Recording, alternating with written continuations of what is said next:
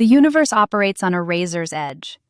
If the gravitational constant, the strength of electromagnetism, or the mass of the electron were even slightly different, stars wouldn't form, chemistry wouldn't work, and life would be impossible.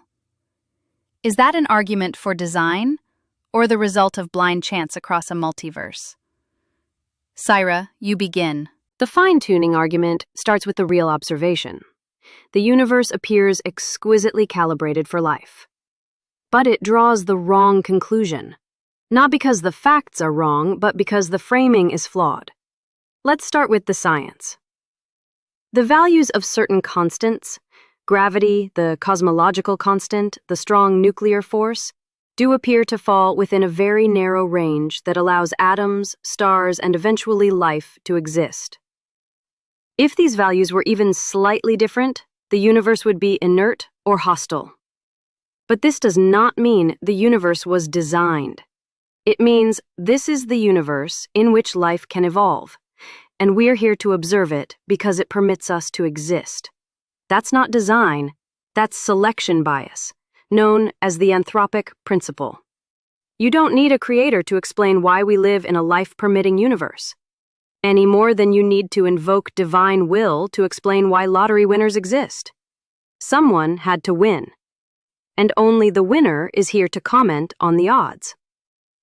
There's also a more powerful explanation: the multiverse.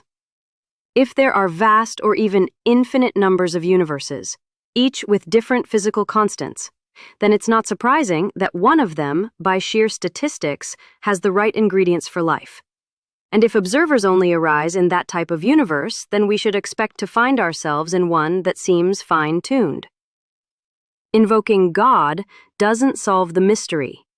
It just replaces a complex question with an even more complex entity, an eternal mind capable of calculating constants, designing laws, and desiring carbon-based life. That's not a simpler explanation. That's mythology in modern packaging. We don't know why the constants are what they are, but we have no reason to think they were chosen, and every reason to be cautious about inserting cosmic intention where probability can do the work. This argument is elegant, but ultimately hollow. Let's not minimize what we're talking about. The fine-tuning of the universe is not a minor coincidence. It is a mind-bending calibration of forces so precise that even slight changes would render the cosmos uninhabitable. The cosmological constant is fine-tuned to 1 part in 100 squam Caesarius. The force of gravity relative to the electromagnetic force is tuned to 1 part in 100 squam Caesarius. If the strong nuclear force were just 2% stronger, no hydrogen would exist and thus no stars, no water, no life. These numbers are not mere curiosities. They point to a universe that appears engineered for complexity, stability, and eventually consciousness. Now, you propose the anthropic principle as an answer. But that's not an explanation, it's a tautology.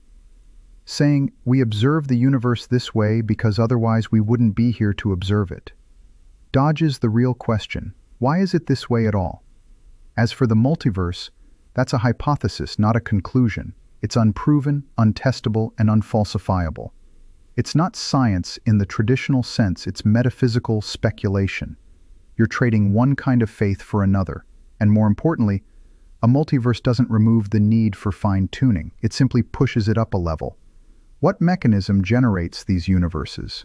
What laws govern the system that spawns all possible constants? Why does that system exist at all? Every time you push the question further back, the theist simply follows it to the next level and still finds the fingerprints of a mind. A rational designer explains the data directly. Laws are precise because they were selected. The universe is habitable because it was meant to be. The idea that mind comes after matter is less coherent than the idea that mind precedes it. Fine-tuning doesn't prove God, but it makes his existence the most elegant and powerful explanation we have. It's tempting to see design in precision, but that's a psychological impulse, not a logical conclusion. When we see something finely calibrated, like a watch or a spacecraft, we immediately infer a designer. But only because we've seen other watches and spacecraft being made. We have a comparison set. We understand how humans create tools. We do not have a comparison set of universes. We don't know what kinds of laws or constants are normal or whether this particular set is rare. In fact, some physicists argue that certain values may be interdependent or derivable from deeper principles, not arbitrarily set like a dial on a control panel. So when you say, "This seems improbable," you're comparing it to what? We don't even know what the range of possibilities is. Without that, fine-tuning is just a feeling, not a fact. And let's not forget Occam's razor. Explanations should not multiply assumptions beyond necessity.